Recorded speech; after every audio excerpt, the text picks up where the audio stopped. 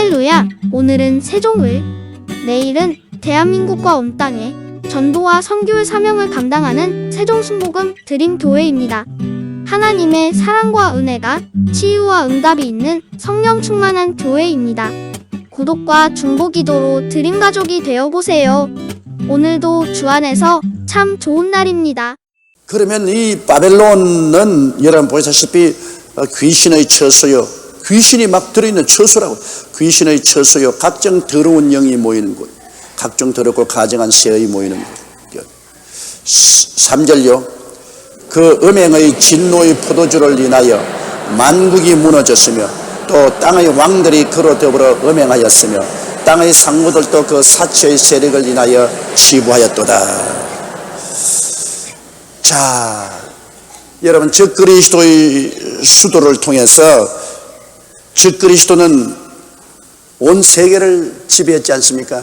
정치적으로, 경제적으로, 군사적으로, 산업적으로 구라파 연방이라는 거대한 세력의 중심인 적그리스도의 수도에서 만국을 다스렸습니다. 그러므로 음행의 진노의 포도주로 인하여, 자, 전부 온 세계가 적그리스도와 그 나라에 의해서 죄가 비틀거리는 겁니다.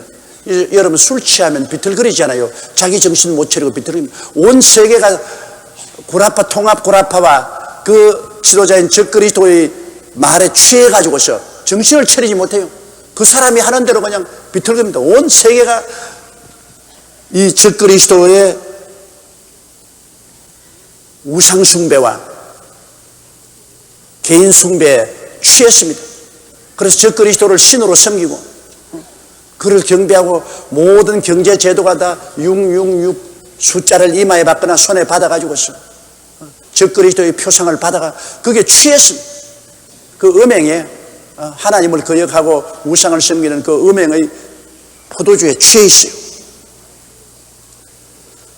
그러니 때문에 이제는 그 주님이 오시면 그 666 숫자를 받은 만국을 다 멸하는 거예요. 적그리스도의 수를 받고 적그리스도를 신으로 경배하는 만국을 주님께서 다 멸하시는 것입니다. 땅의 왕들이 그로 더불어 음행하였습니다. 땅의 왕들은 뭐 적그리스도와 음행하지. 음행이라는 것은 영적인 경배를 말하는 것인데, 하나님 버리고 그를 신으로 다 경배했으니까 음행하며 땅의 상무들도 그 사체의 세력을 인하여 치부하였. 경제적으로 적그리스도의 그 666 숫자를 받지 않고는 장사도 못하고 직장도 못 구하는데요, 적그리스도의 음행에 동참하고, 그리고 적그리스도를 통해서 그들은 기업 경영을 하고 사업을 해서 돈을 벌고, 그러니까 뭐 전부 한마당이 되는 거예요. 그 아주 요 사이는 보면 그거 여러분 간단히, 인터넷이라는 것은 뭐냐면, 인터넷이라는 것은 온 세계 정보를 하나로 뭉친 것을 인터넷이라고 말합니다. 그러면 오늘날 우리가 여기도 인터넷을 통해서 온 세계 정보를 다 두들겨 들어가 볼 수 있어요. 미국, 구라파, 온 세계 모든 정보 시장을 다 뚫고 들어가 있어요. 그 네트워크를 통해서 다 연결이 되어 있습니다. 적그리스도 본부에서 시작한 그 거대한 컴퓨터를 통해서 온 세계는 신경망처럼 적그리스도의 정치, 경제, 교육, 문화, 군사, 산업에 다 연결되어 있어요. 여기서 그저 클릭하면 적그리스도의 모든 그게 다 나와요. 정치, 경제, 교육, 문화, 군사, 산업 할 일이 다 나오거든. 그러니까 적그리스도와 이렇게 그냥 완전히 생활 전체가 연결이 되어서 돌아가는 거예요. 정치도, 장사도, 산업도, 뭐 군사도 다 같이.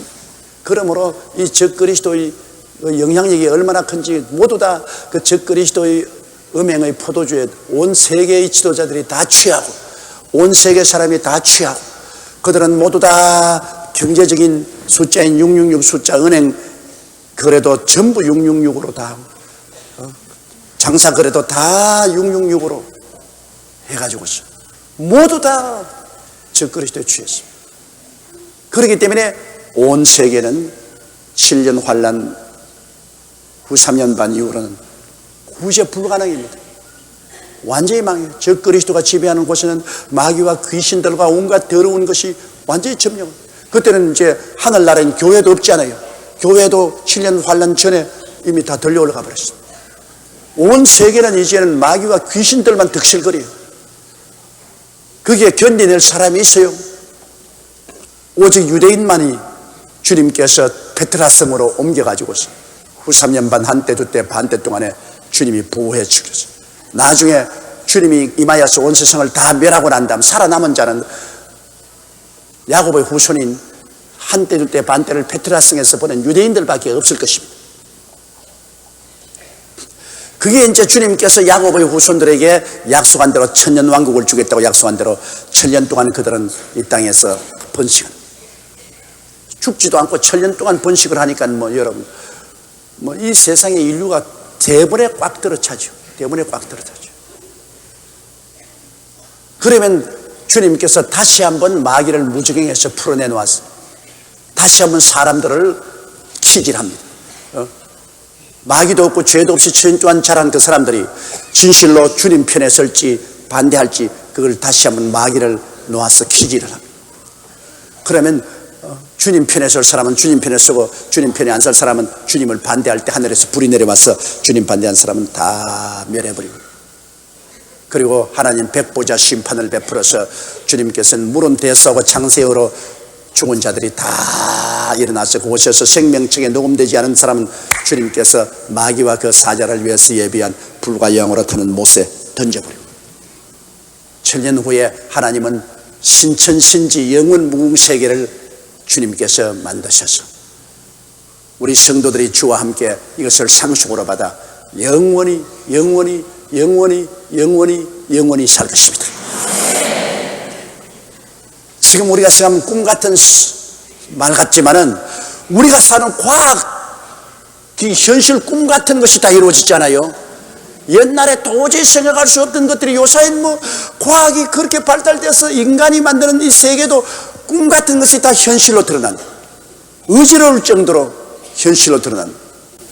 인류 과학도 지금 이처럼 눈부시게 발전해서 옛날에 도저히 불가능하다고 생각하는 것이 가능한, 하물며 하나님께서 새 예루살렘의 하늘에서 내려와서 지구 위에 둥실 뜨게 만들어 거대한 새 예루살렘에 성도들이 주와 함께 들어가서 그곳에 거처를 삼고, 이 땅은 하나님이 열렬한 불에 녹게 해서 이 땅을 재창조해서 죄와 부패가 없는 새로운 땅으로 만든, 하늘도 공중에 저 별들의 세계인 이층천 저 마귀가 점령한 저걸 완전히 주님께서 청소해서 새롭게 새 하늘과 새 땅과 새 예루살렘, 할렐루야, 모든 것이 새롭지. 그리고 기쁨이 충만한 곳에 살죠. 여러분, 천당은 기쁨이 충만한 것이 천당인 것입니다.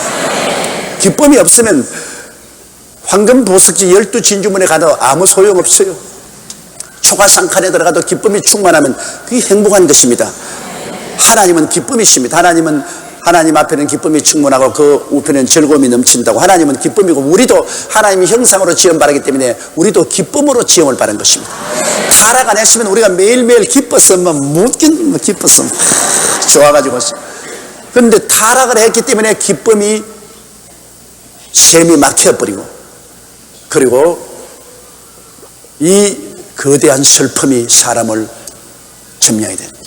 그 사람이 기쁨을 찾으려고 애를 쓰는 이유는 옛날에 기쁨으로 지음 받았기 때문에, 그 본성이 있기 때문에 자꾸 기쁨을 찾는 것입니다. 어떻게 술로서 기뻐해 볼까, 도박으로 기뻐해 볼까, 스포츠로 기뻐해 볼까, 방탕으로 기뻐해 볼까. 그래서 기쁨이 옵니까?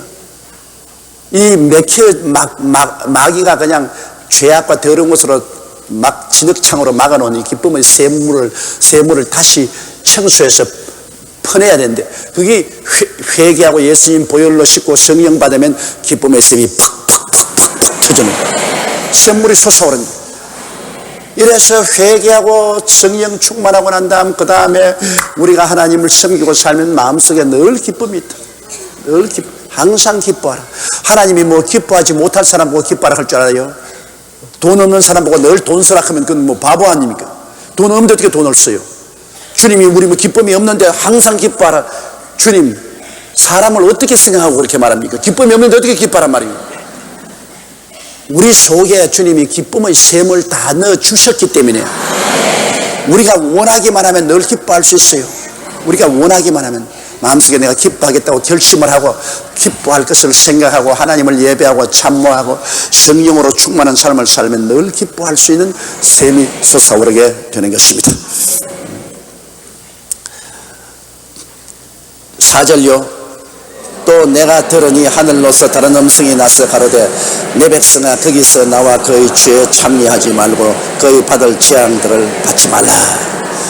자, 이 바벨론은 여러분 7년 환란 때만 바벨론이 있는 것이 아니라 벌써 지금부터 바벨론이 있거든요. 벌써 요한이 이 편지를 쓸 때도 이미 그 당시에 로마로, 그러니까 주님께서는 이 편지를 요한이 계시를 보고 쓸 때에도 벌써 그곳에 있는 사람들에게 경고를 한 것입니다. 내 백성아, 주님의 백성입니다. 세상 사람 아닙니다. 하나님이 택한 주의 백성, 내 백성아 그 죄에 참여하지 말고 거기서 나와 재앙을 면하라는 것인데요. 어느 시대 어느 장소인지 죄악의 근원인 큰 음녀 바벨론의 죄에 참여하지 말라고 하시면 늘 성경이 우리에게 그렇게 말하고 있습니다. 이 세상과 세상 것을 사랑하지 말라. 이 세상에 있는 것은 육신의 정욕과 안목의 정욕과 이생의 자랑이니 이건 다 아버지께로 말미암은 것이 아니라고 성경은 말하고 있습니다. 그럼 사람들 말하고 있습니다. 아유, 뭐 이 세상에서 살면서 이 세상을 떠나라 하면 어떻게 합니까? 여러분, 배는 바닷물에 떠 있어야 돼요. 안 그러면 배가 소용없지요. 그러나 물이 배 안에 들어오면 큰일 나지. 가라앉으니까. 우리가 이 세상을 떠날 수는 없어요. 세상에 살지만은 세상이 우리 속에 들어오지 못하게 하는 것입니다. 이 속에는 하나님 아버지와 예수 그리스도가 점령하고 있어야 되는 것입니다. 이 세상에 세속이 들어와서 있으면 안 돼요. 하나님 아버지와 그 아들 예수 그리스도가 우리 마음 중심을 점령하고 있으면 이 세상이 우리를 점령하지 못합니다. 그러나 뭐 하나님 아버지도 예수님도 다 온데간데 없고 그저 세상이 육신의 정욕 안목의 주 일생 자랑만 꽉 들어차고 주일날 교회는 막 습관적으로 할 수 없어서 그냥 형식적으로 의식적으로 왔다 갔다 해도 설교할 때는 늘 앉아가 졸지 않으면 늘 다른 생각하고 있고, 그러면 교회 왔다 갔다 해도 세상이 들어왔어요. 그건 깔아앉아요. 지옥으로 깔아앉아요. 세상에 살아도 뭐 세상에 장사도 하고 사업도 하고 뭐 직장도 구하고 온 세상에 살아도 마음 중심에 하나님 아버지와 예수님이 확 점령하고 있어. 언제나 아버지 하나님과 예수님을 경배하는 마음 중심을 꽉 잡고 있으면 그건 세상에 못 들어오죠. 어디 감히 아버지 하나님과 예수님이 이 우리 마음의 보좌에 계시는데 마귀가 들어가고 세상에 들어와요. 못 들어오죠. 이러므로 우리의 문제는 우리 마음 중심을 누가 점령하느냐, 그게 문제입니다. 마음 중심을 아버지 하나님과 예수님이 점령하느냐, 그렇지 않으면 세상이 와서 마음 중심을 점령하느냐, 이게 중요한 것입니다. 세상을 떠나라 한다고 해서 여러분 보따리 사서 다른 데 나가라 하는 말 아닙니다. 갈 데가 있어야지 뭐 세상을 떠나서 어딜 가요? 이 세상에 살면서도 세상이 내 중심을 점령하지 못하게 하라, 그 말인 것입니다. 예레미야서 50장 8절에 보면 너희는 바벨론 가운데서 도망하라, 갈대아인의 땅에서 나오라고 말하고, 고린도후서 6장 16절로 11절에도 하나님의 성전과 우상이 어찌 일치가 되리요, 우리는 살아계신 하나님의 성전이라, 너희는 저희 중에서 나와서 따로 있고 부정한 것을 만지지 말라.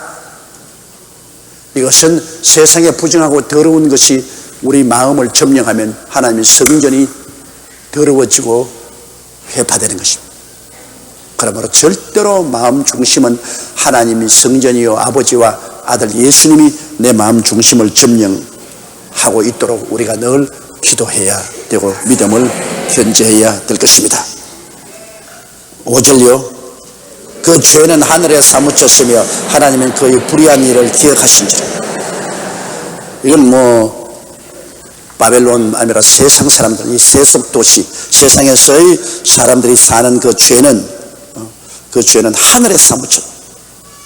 소돔과 고모라의 음란하고 방탕한 죄도 하늘에 사무쳐서 하나님의 사자들이 와서 심판했는데요. 이 세상의 죄가 지금 하늘에 사무쳤어요. 우상숭배, 음란과 방탕이 하늘에 사무쳤어. 그 죄가 하늘에 사무쳤으면 하나님은 그 불의한 일을 기억했죠. 하나님은 이 불의한 일을 기억하고 종국에는 심판을 내리신 것입니다. 6절에요. 그가 준 그대로 그에게 주고 그 행위대로 갑절을 갚아주고 그의 섞은 전에도 갑절이나 섞어 그에게 주라. 사람이 무엇으로 심든지 그대로 거두리라 했는데 빨리 안 거두어진다고 큰 소리 하고 하면 안 됩니다. 죄악으로 심으면 언제고 그 죄악을 거두게 됩니다. 바람으로 심으면 폭풍을 가지고 거두게 됩니다. 아무것도 안 심으면 황무지를 거두게 됩니다. 사람은 모든 생활에 매일같이 심고 있잖아요. 내일을 심습니다. 우리의 생각하는 것이나 말하는 것이나 우리의 행동하는 것은 다 내일을 위한 시가 되는 것입니다. 여러분, 세상에도 말이 시가 된다는 말이 있잖아요. 말하는 것도 시가 돼요. 우리가 자꾸 말을 부정적으로 말하고 파괴적으로 말하고 남을 헐뜯고 물고 찢고 하는 이것도 시가 돼요. 말이 시가 된다고 이런 것으로 자꾸 심어놓으면 나중에 그것이 내게 다 돌아오는 겁니다. 나를 물고 찢고 헐뜯고 하는 것 들어봐요. 늘 마음속에 부정적으로 말하고 파괴적으로 말하면 그게 말이 시가 돼가 내 미래에 내가 거두는 것은 부정적인 것밖에 없어요. 안 되고 못 사고 파괴된 것밖에 없어요. 그러므로 우리의 생각도 시가 되고 말도 시가 되고 행위도 시가 되는 것입니다. 내일을 위하여 오늘 우리는 끊임없이 심고 있는 것입니다. 우연히 내일이 다가온다고 해서 사주팔자나 보고 손금 봐주세요, 관상 봐주세요, 사주팔자 봐달라, 그런 것이 우리 미래를 결정하는 거 아닙니다. 오늘 내가 심는 것이 내일 거두는 것입니다. 하나님을 만원히 여기지 말라. 사람이 무엇으로 심든지 그대로 거두리라. 그에 빨리 거두지 않는다고 해서 오만한 것이 있는데 자기 대에 못 거두면 자식 대라도 거두는 것입니다. 성경에는 보면 아비의 죄를 1000대까지 갚고 아비의 선한 행위를 아비의 죄를 3, 4대까지 갚고 선한 행위는 1000대까지 갚으라고 말하는 것입니다. 그러면 아버지가 지은 죄가 지금 안 말한다고 큰 소리 하지 마시고 자식 3, 4대 그 씨를 거두게 돼요. 부모가 좋은 일을 해놓으면 지금 당장 좋은 일 했는데 뭐 좋은 일이 안 돌아온다고 생각하지만 그러나 나중에 자식 1000대로 그 좋은 일을 거두게 되는 것입니다. 그렇기 때문에 우리가 사는 것은 우리 자신을 위해서만 심는 것이 아니라 우리의 자손들을 위해서 심는 것입니다. 심는 것이에요. 이러므로 우리의 생각하는 것과 말하는 것과 행동하는 모든 것이 시가 된다는 것을 우리가 알아야 될 것입니다. 이러므로 6절에 보면 그가 준 대로 그에게 주고 그의 행위대로 갑절을 갚아주고 그의 섞은 잔에도 갑절이나 섞어 그에게 주라. 이것은 어느 심사 행동에서 그들이 심은 대로 갚아주라. 세상에 더러운 것과 악한 것과 추한 것과 살인과 방탕과 이 모든 것으로 심은 대로 갑절로 갚아주라. 가나안 전쟁 때 이스라엘이 와서 가나안 사람들이 우상을 섬기고 방탕한 그 죄대로 이스라엘을 통해서 심판했지 않습니까? 가나안의 7 족속을 멸하는 심판을 내린 이처럼 하나님은 최후의 심판 때 하나님을 마늘에 여긴 모든 사람들은 무지무지한 심판을 받게 되는 것입니다. 7절요. 그 어떻게 자기를 영화롭게 하였으며 사치하였든지 그만큼 고난과 애통으로 갚아주라. 그가 마음에 말하기를 나는 여왕으로 앉은 자요 과부가 아니라 결단코 애통당하지 아니하리라 하니. 자, 이게 적그리스도가 살아온 방법입니다. 적그리스도와 그 나라 사람들이 자기를 영화롭게 했습니다. 하나님을 영화롭게 하지 아니하고 인본주의에 서서 인간을 영화롭게 하고 인간을 찬미하고 인간을 신격화하시. 그리고 사치. 하나님께 드리지 아니하고 하나님 승리하고 자기 혼자 호화사치. 그렇게 한 만큼 고난과 애통으로 갚아주라.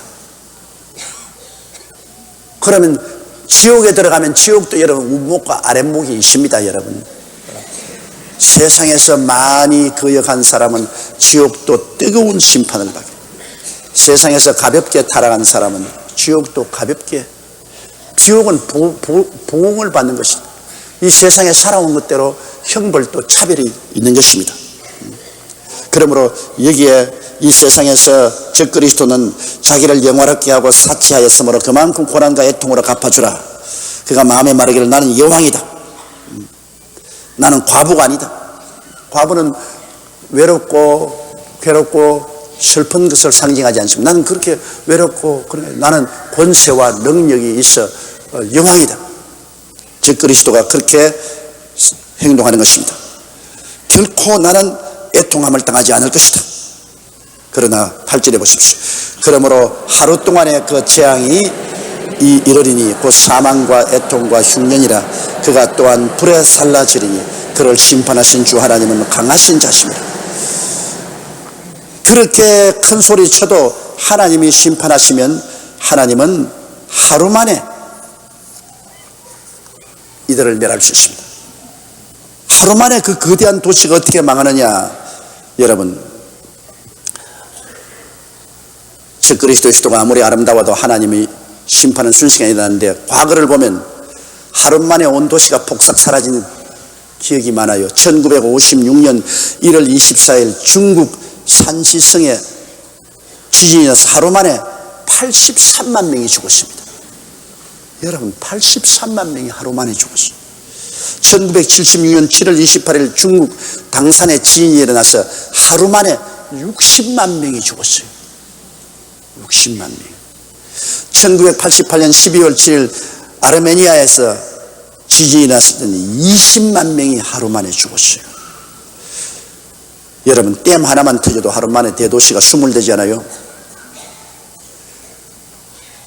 이 세상에 미국이나 소련이나 프랑스나 영국이나 중국이나 인도나 파키스탄이나 이스라엘이나 가지고 있는 원자탄을 가지고 전쟁이 일어나면은, 오늘 세상 사람이 가지고 있는 원자탄 그 전체가 지구를 42번 멸망시킬 만한 원자탄이 이 세상에 있어요.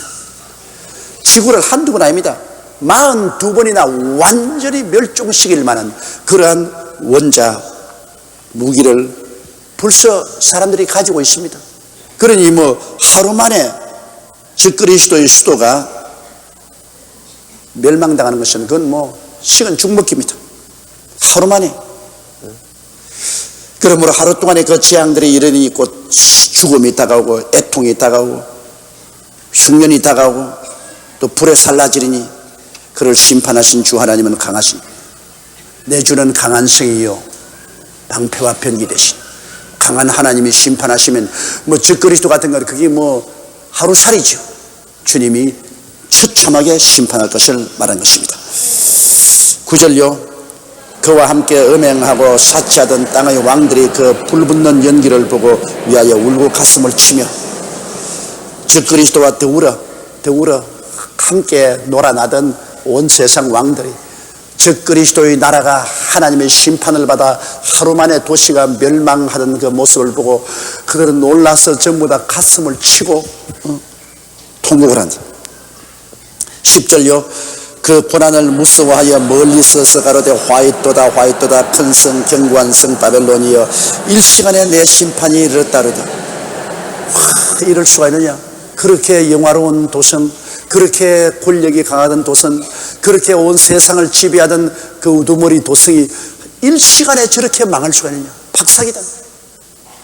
여러분, 지진이라는 건 무섭습니다. 서울에서 지진이 일어나면요, 서울에 적어도 내가 보기에는 지진이 나면 10만에서 100만 명 이상 죽습니다. 우리 서울은 지진 내부 설계가 안 되어 있기 때문에 아파트를 저런 것 전부 다 개미집까지 그대로 무너집니다. 그대로 무너져요. 상가나 이런 건 전부 다 그대로. 만일 서울에 지진이 일어났다면 이건 서울은 완전히 이건 상상을 할 수 없는 일들이 생겨납니다. 그렇게 하나님의 심판이 오면은 여러분 무섭다고요. 보통 무서운 게 아니에요. 그러게 되면 지진이 오면 건물들 다 그대로 팍삭 주저앉지요. 전에 삼풍백화점 하나 무너져도 거기 있는 사람 다 죽었잖아요. 그 삼풍백화점은 그거는 어린애 장난이라고요. 그러면 불나지요. 그 다음에는 유행병 돌지요. 아수라장이 되는 것입니다. 적그리스도의 수도에 하나님이 심판을 해서 지인으로 휘몰아쳐 버리니까 순식간에 그 대도시가 완전히 패망해. 그러니 온 세계 뉴스가 다 나가고 온 세계에 있는 지도자들이 그 가슴을 치고 화로다 세상에 저렇게 그 영화로운 도시가 순식간에 저렇게 망할 수가 있냐. 아주 간담이 선언할 것입니다. 11절요. 땅의 상고들이 그를 위하여 울고 애통하는 것은 다시 그 상품을 산 자가 없습니다. 장사하는 사람들 굉장히 수입도 하고 수출도 하고 그 적그리스도의 도시를 통해서 적그리스도와 함께 무역해서 돈을 많이 벌던 사람들이 이제 적그리스도의 나라가 무너져가니 그들이 이제 장사해서 돈 벌 일이 막연하단 말입니다. 여러분, 적그리스도가 구라파 통합을 할 때 경제적인 바벨론이 얼마나 큰지 압니까? 유럽 연방은 지금 현재 15나라가 유럽 연방이 됐어요. 프랑스, 독일, 이탈리아, 벨기에, 네덜란드, 룩셈부르크, 영국, 아일랜드, 덴마크, 그리스, 포르투갈, 스페인, 오스트리아, 핀란드, 스웨덴이 지금 유럽 연방에 가입되어 있고, 그리고 추가로 가입할 나라들이 장차 폴란드, 헝가리, 슬로베니아 포함한 6개국과 루마니아, 불가리아 등 6개국도 추가 가입하려고 하고 있고, 벌써 터키는 이미 가입하도록 되어 있습니다. 그러면 EU는 28개국 인구 5억 명의 거대한 유럽입니다.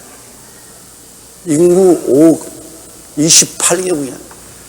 그 중에서 적그리스도를 적극적으로 밀고 적그리스도와 함께 손을 잡는 것은 10개국이 될 것입니다. 10개국이 될 것입니다. 그러나 그 주변 국가는 모두 합쳐서 28나라. 이 거대한 유럽, 그 경제력이란 어마어마합니다. 그 유럽 통합 유럽하고 장사 안 하고는 먹고 살 수가 없어요.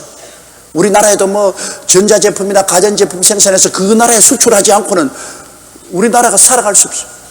별도리 없이 뭐 적그리스도의 수도가 무너지고 적그리스도의 나라가 경제적으로 혼란에 빠지면 온 세계의 경제가 박살이 나는 것입니다. 정권시장의 정권이 그냥 완전히 땅에 떨어지고 온 상고들이 파탄을 가지게 될 것입니다. 여러분, 이렇게 공부하면 우리가 무슨 이익이 있느냐 묻겠지요. 우리가 예수 안 믿으면 이러한 일을 당할 것인데 예수 믿고 구원받음으로 이런 일을 피해서 천국으로 간다는 것입니다. 우리가 다 알아야 돼요. 믿는 사람은 어떻게 되고 안 믿는 사람은 어떻게 되고 믿는 나라는 어떻게 되고 안 믿는 나라는 장차 어떻게 될 것이라는 것을 우리가 알아야 훌륭한 신앙생활을 할 수 있지요. 모르면 훌륭한 신앙생활을 할 수 없습니다. 이러므로 여러분은 현재와 미래에 될 일을 밝히 알고 신앙생활 하시기 바랍니다.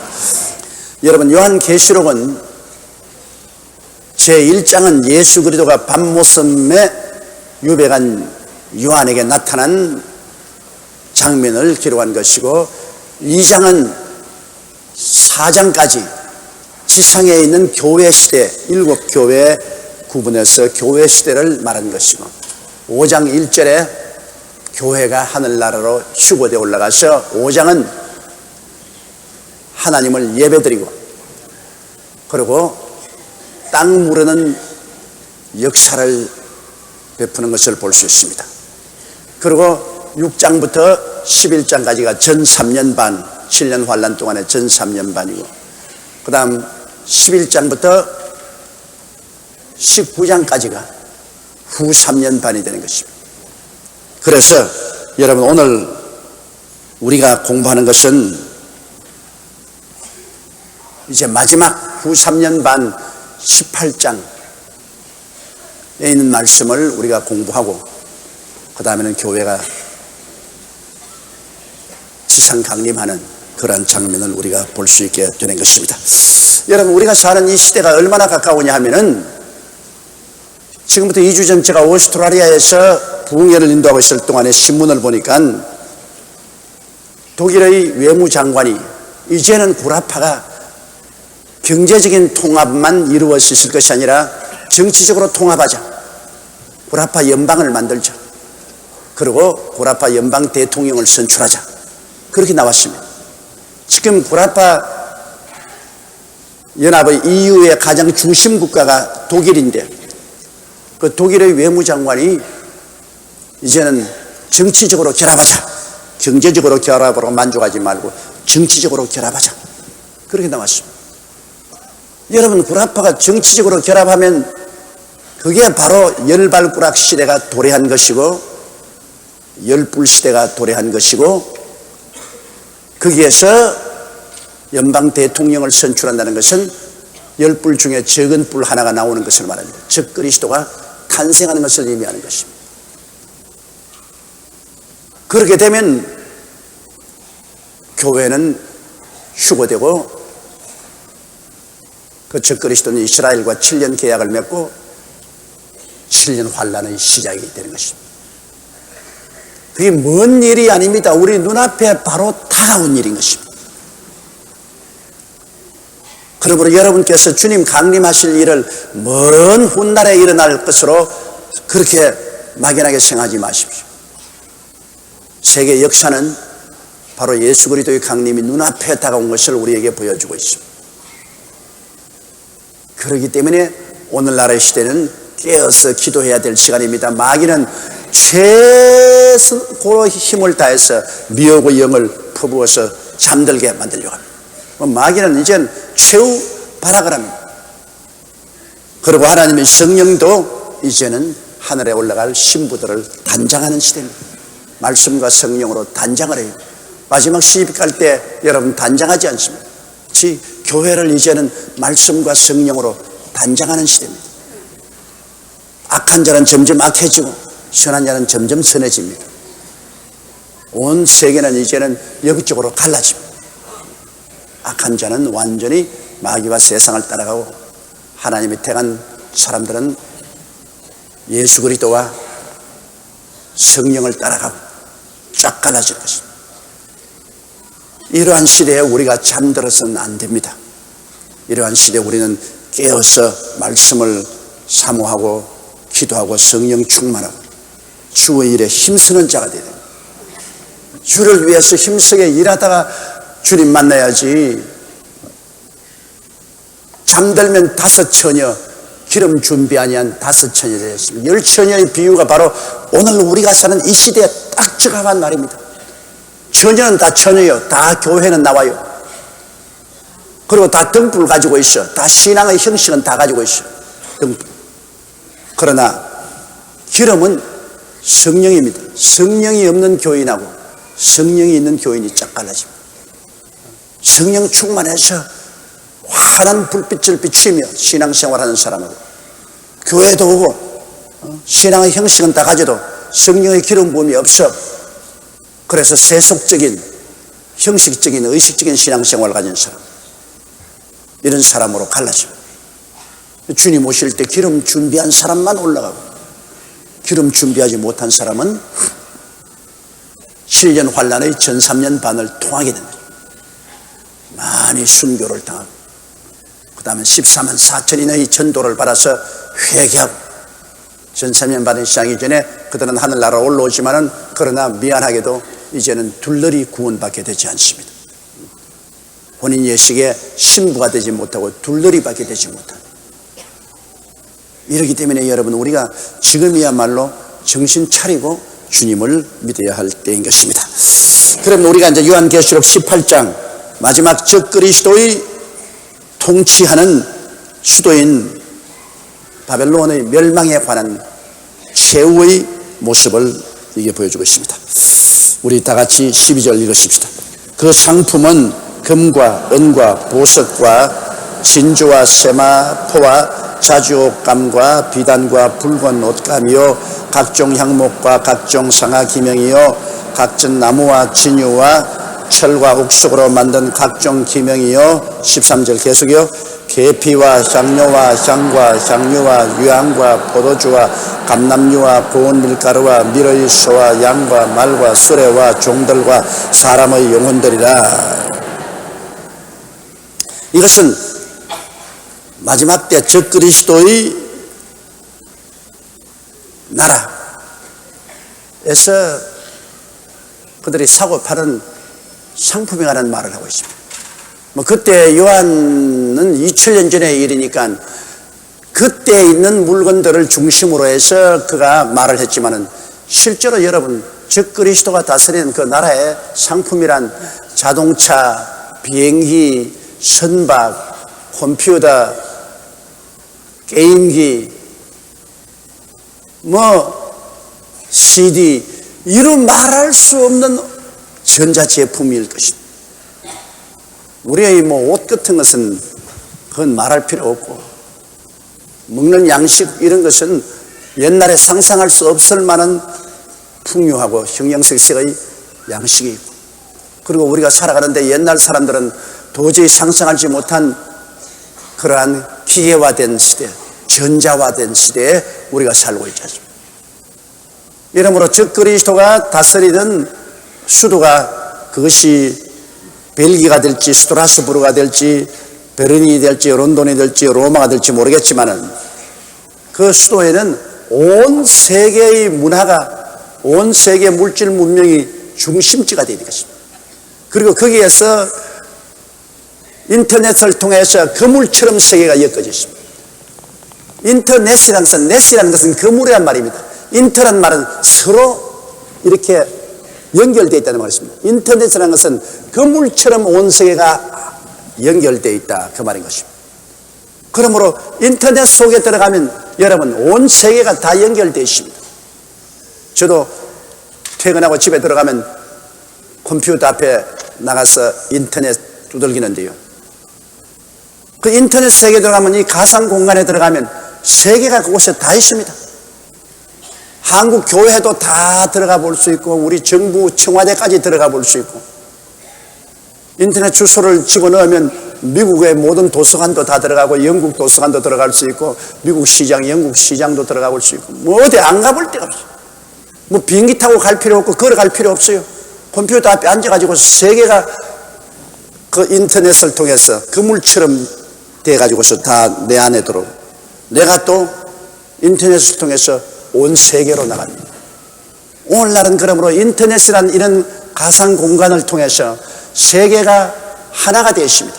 내가 세계 안에, 세계가 내 안에. 그러므로 적그리스도의 수도가 바로 온 세계를 이 인터넷을 통해서 완전히 장악하는 것입니다. 인공위성을 통해 가지고서 모든 통신 전체를 지배하는 것입니다. 세계 어느 곳에도 핸드폰 하나 들면 온 세계를 다 통화할 수 있습니다. 거기에다가 이 전화를 통해서 인터넷 정보도 다 주고받고, 이메일 편지도 보내고 편지도 받고, 자우한 희한한 세계 속에 우리가 살고 있습니다. 온 세계가 완전히 하나가 됐어요. 그리고 모든 사람들이 이제는 벌거벗은 것처럼 됐어요. 이 어마어마한 정보 시스템 앞에 우리 감추인 것이 하나도 없어요. 우리 전부 다 노출되어 있어요. 우리의 생년월일로부터 시작해서 가족사항까지, 우리의 교육사항, 우리의 직장, 우리의 키, 우리의 몸무게, 우리의 취미, 전부 다 전자정보기관에 다 수록되어 있어가 여러분, 우리 개개인의 정보가 다 노출된 벌거벗은 시대, 아주 삭막한 시대에 살고 있습니다. 얼마 있지 않냐면 여러분이 어디가 있는지도 정확하게 압니다. 그냥 이제 바람 피우는 남편들 꼼짝도 못해. 이제는 왜? 집에 앉아가지고 그 사람 어디가 앉아있으면 누구하고 이야기하는 것도 전화 한 통만 들면은 그게 다 나와요. 그러니까 이제는 감출 곳이 없고 숨을 곳이 없는 삭막한 시대가 됩니다. 이러기 때문에 사람들은 마음이 완전히 삭막이 되므로 어디를 찾느냐? 숨을 곳을 찾습니다. 숨을 곳이 뭡니까? 전능자의 은밀한 곳에 거하는 자는 지존자의 그늘 아래 거하리로다. 예수 믿고 하나님께 들어온 곳밖에는 숨을 데가 없습니다. 여러분, 이제 삭막한 심정이 되어서 사람들은 마음의 위로를 받고 피난처를 얻기 위해서 예수 믿고 하나님께 들어오는 그런 시대에 우리가 지금 처해 있는 것입니다.